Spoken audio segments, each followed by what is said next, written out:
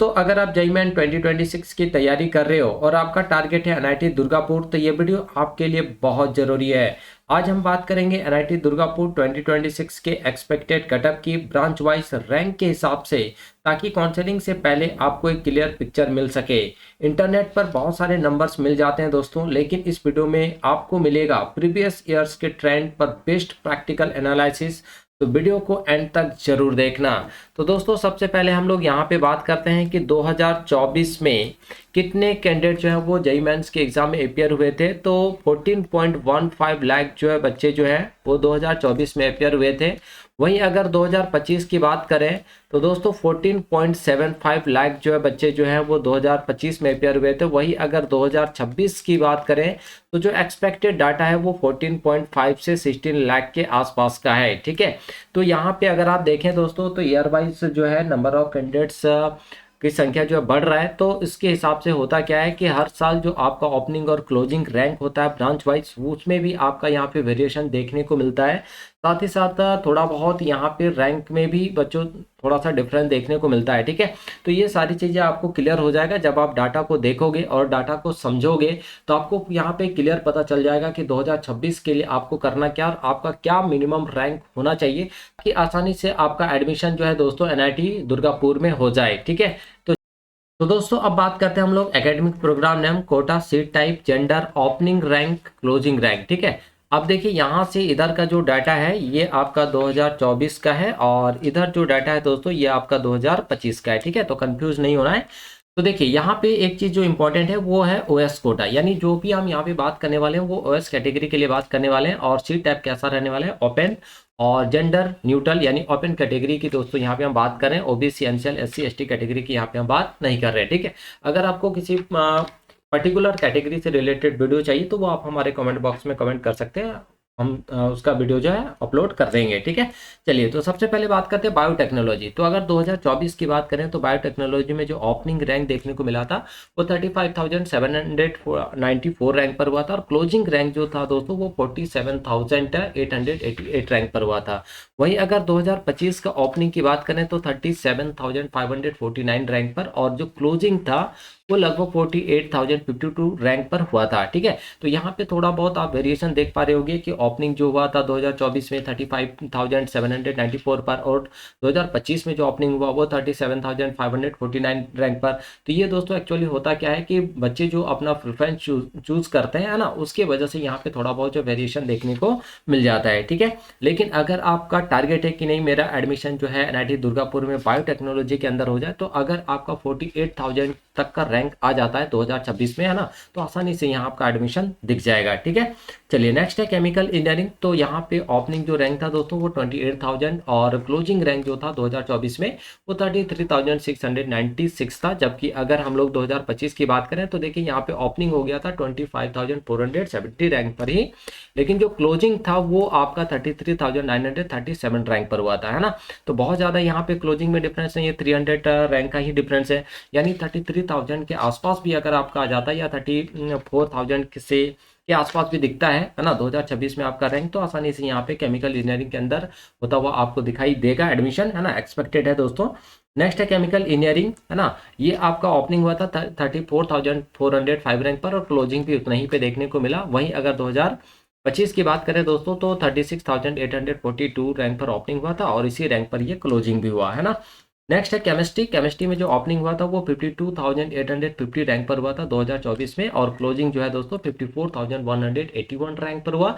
जबकि 2025 की बात करें तो यहाँ पे ओपनिंग जो है वो 50,995 रैंक पर और क्लोजिंग जो है वो आपका 55,165 रैंक पर देखने को मिला। ठीक है, तो अभी तक का अगर आप देखोगे कि कम से कम आपका एनआईटी दुर्गापुर में एडमिशन हो जाए उसके लिए मिनिमम आपका रैंक क्या होना चाहिए, तो आपका 55,165 अभी तक के डाटा के हिसाब से, है ना।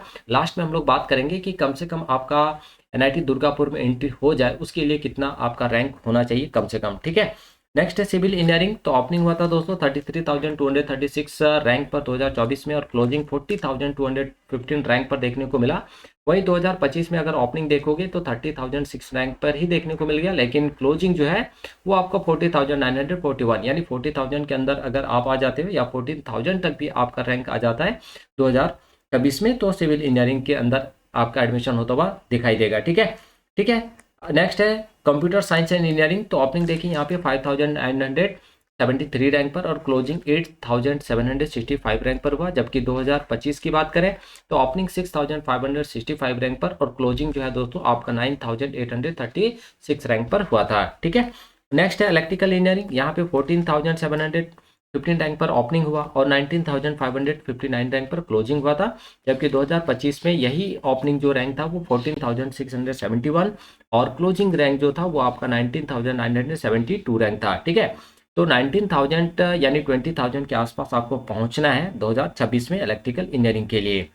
नेक्स्ट है इलेक्ट्रॉनिक्स एंड कम्युनिकेशन इंजीनियरिंग। तो ओपनिंग 9270 रैंक पर और क्लोजिंग 13608 रैंक पर। जबकि यही ओपनिंग 2025 में 9883 रैंक पर और क्लोजिंग जो है दोस्तों आपका 13888 रैंक पर जो है वो देखने को मिला था 2025 में। ठीक है। तो यहाँ तक आप सबको क्लियर हो चुका है जो एनआईटी दुर्गापुर के जो ब्रांचेज है ना। आगे और भी बहुत सारे ब्रांच है, उस पर भी हम यहाँ पे बात करते हैं दोस्तों। तो नेक्स्ट है यहाँ पे दोस्तों आपका जो ब्रांच है वो है मैकेनिकल इंजीनियरिंग। तो देखिए ओपनिंग जो हुआ था वो 22071 रैंक पर, जबकि क्लोजिंग जो है वो आपका 27957 रैंक पर 2024 में। ठीक है। वहीं अगर 2025 में ये ओपनिंग रैंक की बात करें तो आपका 21034 रैंक पर हुआ था। जबकि क्लोजिंग की बात करें दोस्तों तो यहाँ पे 29158 रैंक पर देखने को मिला था। ठीक है। वहीं नेक्स्ट लास्ट जो ब्रांच है वो मेटलर्जिकल एंड मेटल्स इंजीनियरिंग। तो यहाँ पे ओपनिंग 31491 रैंक पर हुआ, लेकिन क्लोजिंग 44399 रैंक पर देखने को मिला था। ठीक है। जबकि 2025 में यही ओपनिंग 31811 रैंक पर, जबकि क्लोजिंग जो है दोस्तों आपका 44560 रैंक पर जो है वो देखने को मिला था। तो अब हम लोग यहाँ पे बात करते हैं कि 2026 के लिए मिनिमम आपका रैंक क्या होना चाहिए, है ना, कि ताकि आपका एडमिशन एनआईटी दुर्गापुर में हो जाए। तो अगर आप यहाँ पे देखोगे 2025 में और 2026 में तो लास्ट जो रैंक गया था वो 44560। लेकिन अगर हम लोग थोड़ा सा पीछे चलें, पीछे के डाटा पे चलते हैं, ठीक है, तो यहाँ पे आप दोस्तों देख सकते हैं नीचे, यानी ये वाला जो पोर्शन है यहाँ पे देखिए 55,000 यानी केमिस्ट्री के अंदर।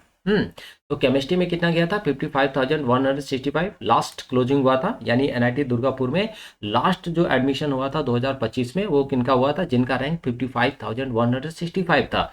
जबकि 24 में लास्ट एडमिशन किसका हुआ था, तो जिनका रैंक 54,181 रैंक था, है ना।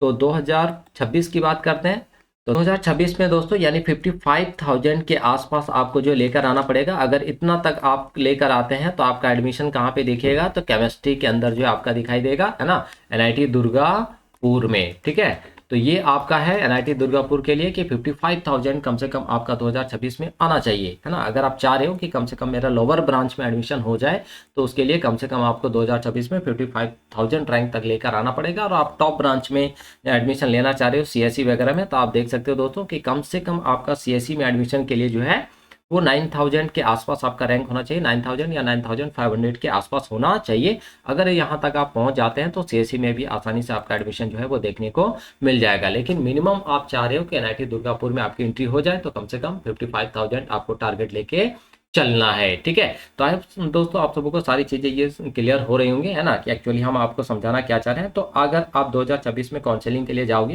तो जब आप इन सारे डाटा को यहाँ पे दोस्तों चेक करेंगे कि किस तरीके से आपका जो रैंक है उसके बेसिस पे कौन सा ब्रांच मिल सकता है ना, एक्सपेक्टेड क्या हो सकता है कि किस ब्रांच में आसानी से आपको एडमिशन मिलेगा। सिर्फ यहाँ पे एनआईटी दुर्गापुर ही नहीं, अदर जो इंस्टीट्यूट है ना, एनआईटीज है, उससे रिलेटेड भी ऑलरेडी हम वीडियो कंटिन्यू अपलोड कर रहे हैं। तो वहाँ पे भी आप जाके सारी चीज़ों को देख सकते हैं। तो काउंसलिंग से पहले एक बार इन सारे वीडियोस को जरूर देखिएगा ताकि आपको आसानी हो। ठीक है दोस्तों। तो एक बात हमेशा याद रखना दोस्तों कि कटअप सिर्फ एक रेफरेंस होता है, फाइनल एडमिशन डिपेंड करता है आपकी रैंक, कैटेगरी और ब्रांच चॉइस पर। ठीक है।